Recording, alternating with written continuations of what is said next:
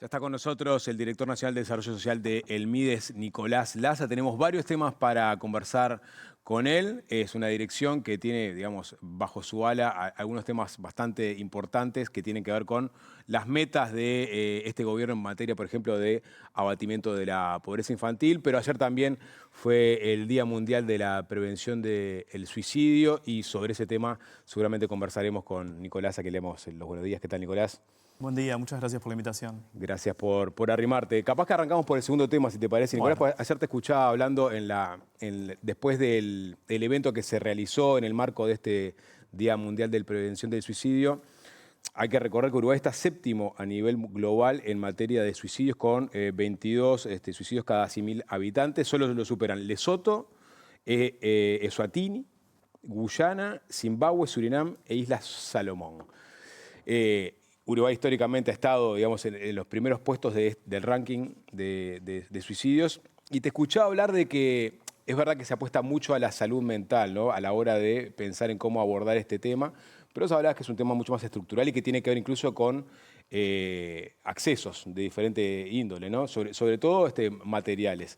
Así que, primero que nada, ir por ese lado. ¿Qué reflexiones surgieron del evento de ayer y cuál es tu mirada? el objetivo del intercambio de ayer fue poder instalar nuevamente el tema. El Día Mundial por lo general queda muy invisibilizado porque en nuestro país el Día Nacional tiene muchísimo más peso, ahí se hacen y se concentra la mayor parte de las actividades, pero queríamos también tener un espacio con los integrantes de la comisión, con los otros ministerios que la integran, el Ministerio de Educación y Cultura, el Ministerio de Interior, el MSP, indudablemente, para poder también promover un espacio con organizaciones de la sociedad civil, con organizaciones de supervivientes, es decir, familiares organizados también para acompañar en el dolor a otras familias. Es un proceso también de trabajo de duelo ese, para poder instalar el tema y tratar de seguir trabajando y machacando con la necesidad de poder superar esta crisis de salud mental que nosotros tenemos, pero evitando los atajos, ¿no? Creo que cuando nosotros hablamos de prevención del suicidio, hablamos en definitiva de poder poner todas las herramientas que disponemos desde el Estado, desde la sociedad, para afirmar la vida, ¿no? Porque los datos son dramáticos, ya los conocemos, y Uruguay viene en este podio que no quiere estar desde hace muchísimo tiempo, y eso tiene una raigambre cultural, digamos. El suicidio está instalado, es una opción, es un mecanismo. Porque hablemos de él no significa que vaya a multiplicarse, al contrario, creo que es una oportunidad para poder desestigmatizar, para poder instar a hablar, pero sobre todo a estar disponibles, porque si no es una condena, ¿no? Es cuando las personas insistimos y hay que hablar, tenés que hablar, pero no hay nadie que escuche, en definitiva, termina siendo un problema mayor. Entonces nosotros queremos abordar esta problemática desde una concepción amplia de salud, una concepción amplia de salud que vaya a cambiar los determinantes sociales de la salud, porque ante estas situaciones nosotros nos encontramos, y bueno, el año pasado en campaña electoral se discutió mucho sobre salud mental, pero hay algunos atajos que están ahí a la orden del día. Estos problemas no se solucionan únicamente ni con mayores respuestas en materia de atención, o sea, es decir, cuando hay un problema, responder, hay que hacerlo, pero solo eso no alcanza, ni con mayor acceso a fármacos, ¿no? En el caso concreto del suicidio, el mayor acceso a fármacos termina siendo un problema. Y la cantidad de recetas verdes que emite nuestro país es escandalosa también. Entraría en los peores rankings por cómo empezamos a resolver un montón de problemas que son sociales con benzodiazepinas, medicando, es decir, aplacando y actuando sobre síntomas, pero que en definitiva no solucionan el problema. Entonces nosotros decimos, hay que actuar sobre los determinantes. Si nosotros vemos que hay cierta correlación entre aquellos departamentos del interior del país, sobre todo, que tienen altas tasas de desempleo y altas tasas de suicidio, ¿no? Muchas veces las tasas de suicidio en las notas, en las cartas cuando dejan, tienen que ver con situaciones económicas que no permiten levantar cabeza, que dan muchísima inseguridad, que son estresantes. Es decir, vivimos en una sociedad que es estresante, que es ansiógena, que no trabaja sobre certezas, que den pisos de seguridad a las personas y que hacen de que todo el tiempo estemos en vilo. Entonces, es muy difícil responder a esas situaciones que no son problemas de las personas para gestionar su día a día, ¿no? Hay problemas estructurales que hacen que no tengan otra posibilidad de actuar y sobre las que hay que hacer.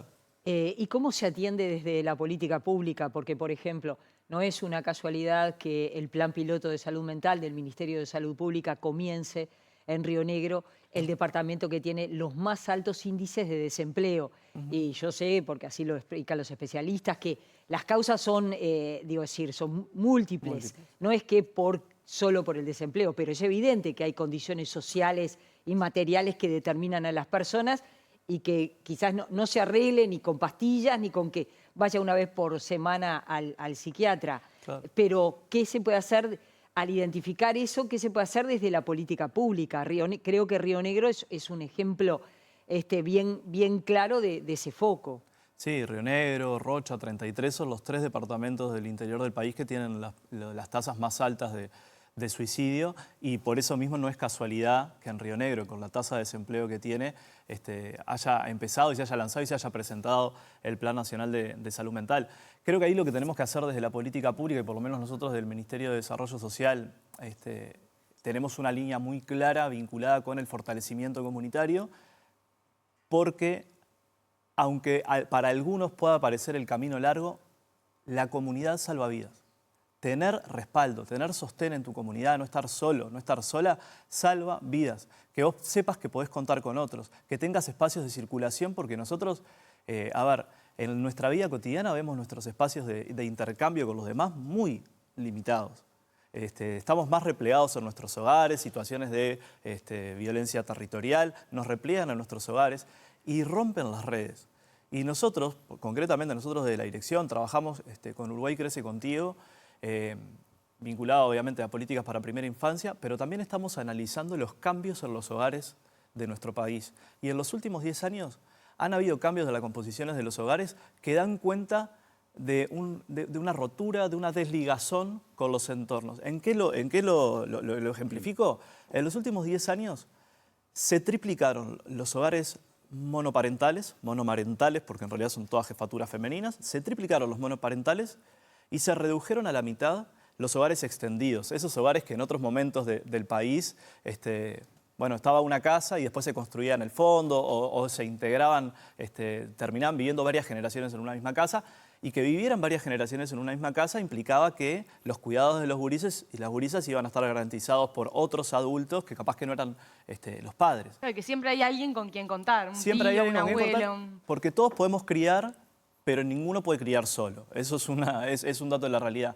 Ahora, nosotros nos encontramos que se triplican los hogares monoparentales y que se reducen a la mitad los hogares extendidos. Eso lo que da cuenta es de que hoy por hoy esas madres, hay más madres que están criando solas, que no tienen redes de contención. Entonces nosotros, por ejemplo, en esto de prevención, no solamente prevención de suicidio, sino promoción de salud mental, en este año estamos lanzando una experiencia que en definitiva lo que busca es acompañar a las mujeres referentes de crianza, pueden ser madres, pueden ser abuelas, en sus procesos de crianza, en donde nosotros promovemos espacios que son grupales, que son colectivos, para poder sostener todas esas ansiedades, todo ese estrés que genera criar un hijo hoy en nuestro país, y que simultáneamente puedan estar esas infancias cuidadas a través de dispositivos de cuidado. Es decir, queremos acompañar esos procesos porque estamos identificando que las madres están cada vez más solas. Madres que no tienen arreglos vinculados con los cuidados de sus hijos, con la manutención de sus hijos.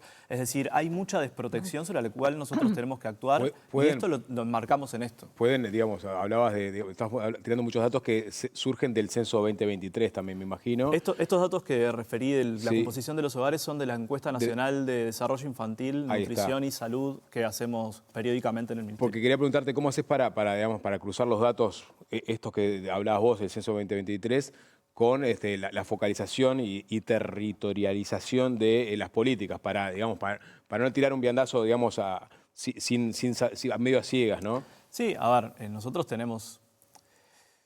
Sobre los pobres de Uruguay realmente sabemos prácticamente todo. Los tenemos en el caso del Ministerio de Desarrollo Social, la información es muy robusta, está relevado, sabemos dónde viven, qué es lo que hacen, cómo circulan. Y en ese sentido es sencillo poder, digamos, dirigir y apuntar bien y que no tengas problemas de exclusión. Nosotros lo que cada vez queremos hacer más, y estamos trabajando mucho para eso, es, sobre todo, como tenemos un consenso de actuar y de revertir y de erradicar la pobreza infantil, lo que nosotros no queremos hacer es perder tiempo. Y por eso estamos trabajando mucho con el Ministerio de Salud Pública y con los servicios de salud para poder tener mecanismos en donde el diagnóstico de embarazo inmediatamente active otros procedimientos de acompañamiento, ¿no? Porque hay algunas personas que pueden tener un diagnóstico de embarazo y que no necesitan acompañamiento porque tienen las condiciones para, por su nivel socioeconómico, garantizarse todos esos derechos. La gran mayoría, por lo menos la gran mayoría hoy de las mujeres gestantes, en esa situación no sucede. Y nosotros no queremos tiempo perdido, no queremos llegar porque de repente todavía no está instalado en el sistema de salud que hay que completar toda la información en el diagnóstico, sino que muchas veces terminan completando toda la información en el parto. Y nosotros esos 9 meses, esos 6 meses, los perdimos. ¿Por qué? Porque esa mujer, si tenía condiciones, podría haber estado recibiendo algunas prestaciones del MIDES, podría haber estado acompañada por Uruguay Crece Contigo. Es decir, nosotros queremos anticiparnos y toda la política pública en este periodo va a adelantar el acompañamiento a estas mujeres gestantes, a estas madres con diagnóstico. Y tenemos otras medidas como, por ejemplo, una de las 63 prioridades que apunta a esto también, a correr y adelantar, que es Crece desde el Pie, que es para poder garantizar que ninguna infancia nazca en nuestro país en hogares que tengan techos que filtren agua, paredes que filtren agua, piso que no tenga ningún tipo de revestimiento de tierra. Y eso nos está haciendo articular con el Ministerio de Vivienda para poder, primero, detectar temprano, actuar e intervenir en esos hogares antes de que nazca el niño o la niña. Entonces es un desafío, pero que cada vez adelanta más la intervención. Y desde el punto de vista presupuestal, ¿cómo le va al MIDES en este presupuesto? Y lo digo porque se señala, la prioridad es pobreza infantil, hay un 40% del presupuesto, pero dentro de ese 40% del presupuesto está metida la educación. Entonces, ¿cuánto efectivamente, que es muy importante, ni que hablar, pero cuánto de todo esto que vos decís se puede hacer? Porque esto que vos decís implica tener gente acompañando en el territorio, cuidados, dispositivos. En cada caso que vimos últimamente, lo que pasó es que había una ausencia del Estado, ¿no? Una mujer que hace 3 años que está certificada, y vos decís, ¿cómo que hace 3 años que está certificada? ¿No? Y termina suicidándose y con su hija de 3 meses. Entonces, decir, ¿cómo el presupuesto contribuye a resolver todo esto que se necesita hacer en el territorio? Sí. A ver, en materia presupuestal, obviamente los recursos nunca son suficientes y no vamos a decir tenemos todo lo que necesitamos, porque eso no es así, pero es cierto que el gobierno ha priorizado la inversión en primera infancia, ha priorizado sincerar el presupuesto del Ministerio de Desarrollo Social. Eso se ha hecho y en realidad la línea de base del Ministerio, si bien en oportunidades anteriores, cuando llega un gobierno, en realidad lo que hace es ajustar la línea de base, reducirla en el entorno de un 10%, un 5%, en esta oportunidad en realidad se reconocieron los gastos que tiene el Ministerio de Desarrollo Social y no hubo un retroceso en esa materia, porque además lo que a nosotros nos desafía es a poder gastar mejor y más eficientemente los recursos. Si el presupuesto del MIDES, como pasa hasta el día de hoy, digamos, pues todavía estamos arrastrando el presupuesto anterior, a 15 de cada mes tenemos que andar pidiendo refuerzos presupuestales para hacer lo básico, es decir, no un refuerzo presupuestal porque me surgió una situación emergente, novedosa, sino que para poder llegar a fin de mes todo el tiempo hay que estar pidiendo refuerzos presupuestales. 2 cosas, dijiste sincerar, si podés aclarar eso, y después esto, ¿no? Este refuerzo, ¿qué quiere decir? ¿Para qué piden ese refuerzo, efectivamente? Para tareas que son permanentes. Porque fíjate que, si no me falla la memoria, los números del Ministerio son que tiene una línea de base, es decir, una línea de presupuesto de 19.000 millones y tuvo una ejecución real en el 2024 de 28.000. Es decir, hay una distancia muy grande. Entre un número y el otro es refuerzo presupuestal, pero el refuerzo presupuestal se va pidiendo.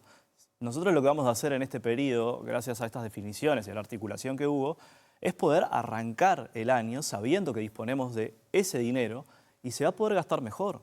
porque vos podés planificar todas las compras anuales, podés planificar muchísimo mejor y hace mucho más eficiente el gasto. Entonces, ahí, capaz que con los mismos recursos, vamos a estar haciendo muchísimo mejor las cosas.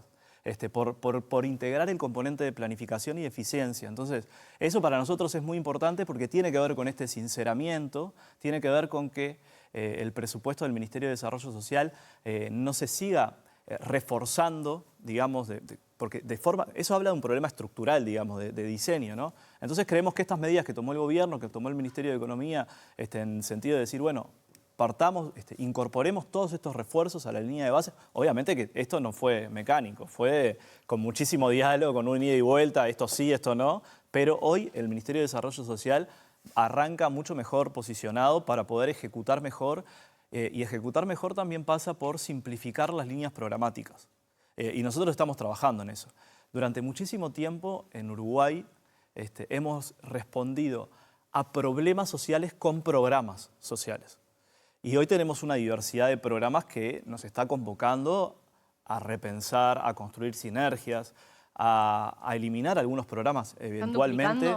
¿Se están duplicando los programas? No, no es que se estén duplicando, sino que en definitiva lo que nosotros vemos es que en la práctica termina habiendo mucha fragmentación y nosotros tenemos que superar esa fragmentación porque en el centro no podemos estar nosotros afirmándonos en nuestros programas y justificando nuestros programas, sino lo que tiene que estar en el centro son los problemas de la gente y cuáles son las mejores formas de responder y de revertir esos problemas. Entonces, ahí estamos haciendo una convocatoria a poder pensar qué programas se pueden fusionar con otros, es decir, pensar en clave de objetivos, y esto no va a ser para ahora, pero sí durante todo el periodo vamos a ir simplificando y construyendo sinergias entre los programas para hacer las cosas mejor. Nicolás, vos hablabas de la importancia de la comunidad y cómo la comunidad, digamos, contiene para evitar justamente el aumento de los suicidios.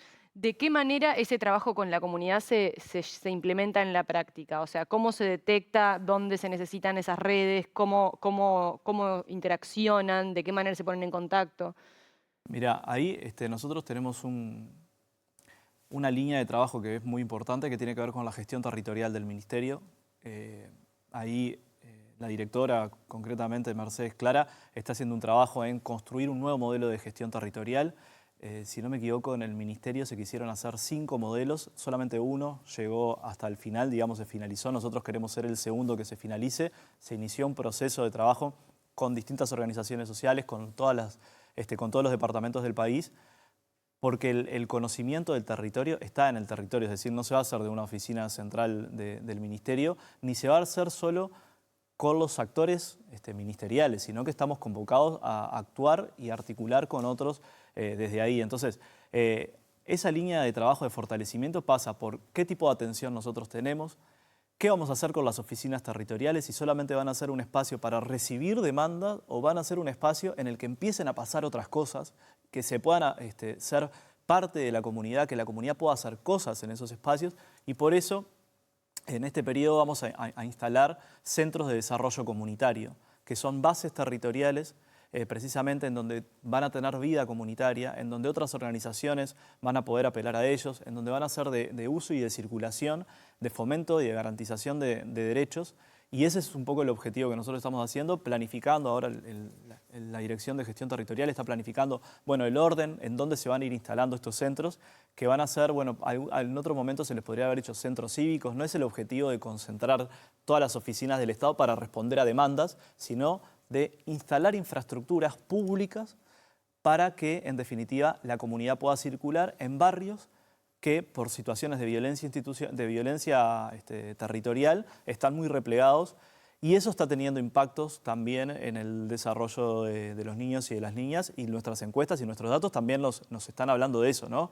El hecho de no poder salir a las calles a jugar, a cosas básicas y como treparse un árbol, hace que incluso estemos viendo en esta comparativa de encuestas de desarrollo retrocesos en motricidad gruesa, por ejemplo, ¿no? En cosas vinculadas con el juego, con el movimiento, que entre los repliegues en los hogares y el acceso y la exposición a pantallas estamos viendo problemas que después afectan el desarrollo de nuestras infancias y que muchas veces quedan invisibilizados por otros indicadores. Bien, es súper interesante lo que acabas de contar, pero hablaba Ana María del presupuesto. Está la parte, digamos, de la plata, pero hemos escuchado, por ejemplo, a la oposición que no tiene grandes miramientos para con la parte presupuestal, pero quieren saber más sobre las herramientas que se van a utilizar, por ejemplo, para abatir la pobreza infantil, sobre todo. Algunas pistas ya nos diste recién, o sea, sobre esa trazabilidad que tendría que arrancar desde el momento de la gestación, que haya interacción con otros ministerios,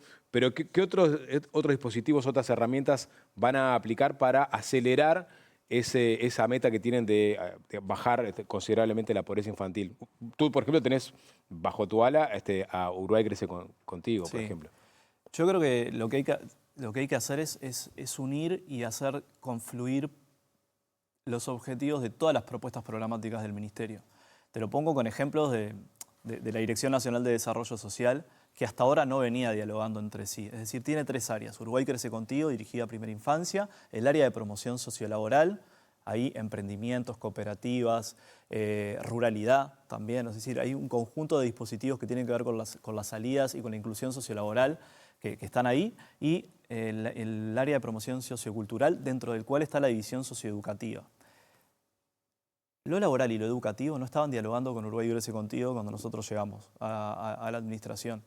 Dijimos, esto es un problema, porque ¿qué es lo que pasa? Nosotros ofrecemos acompañamiento en Uruguay Crece Contigo, pero el componente de inclusión al mundo del trabajo y a la educación, los equipos lo empezaban a desarrollar cuando estaban próximos, cuando las familias con las que estaban trabajando estaban próximas al egreso.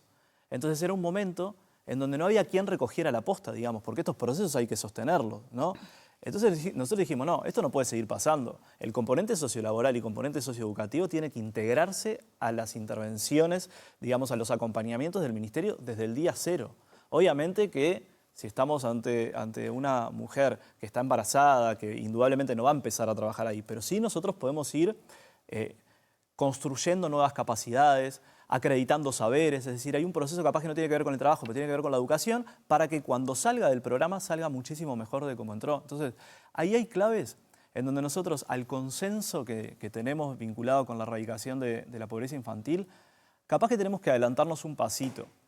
No es solamente actuar cuando ya hay una infancia, y por lo general terminamos actuando cuando ya hay una infancia en situación de pobreza, porque hoy nacen cada vez menos gurises, pero los que nacen, 1 de cada 3 lo hacen debajo de la línea de pobreza. Creo que tenemos que hacer un trabajo fuerte por trabajar en los núcleos familiares, digamos, en la población en edad reproductiva, que está en condiciones que no son las mejores. Porque en definitiva, nosotros ya sabemos, si 500.000 de uruguayos y uruguayas gana 25.000 pesos en la mano y un hogar en Montevideo con 3 integrantes que tenga ingresos de 50.000 pesos, hoy es pobre.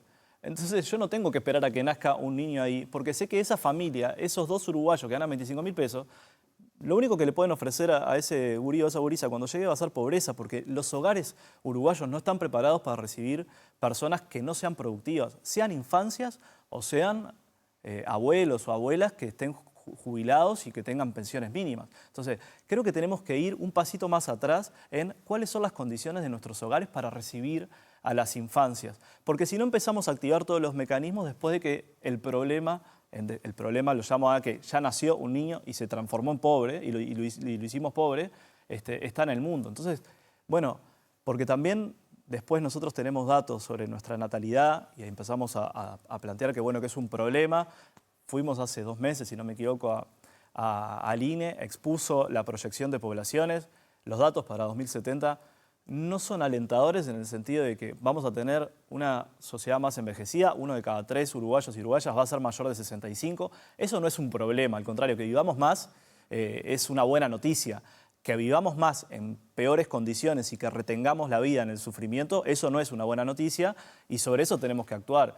Y es muy difícil decir que tenemos el problema de que no llegan niños y niñas a nuestro país cuando tampoco construimos colectivamente las condiciones para que nuestras familias y nuestras parejas y aquellos que estén en edad reproductiva puedan estar mejor acompañados cuando deciden tener un hijo o una hija. Bien, que tenemos que dejarla por acá, Nicolás, obviamente conversaremos más adelante. Era Nicolás Laza, director nacional de Desarrollo Social de El Mides, muchas gracias. Por favor, a ustedes por la invitación.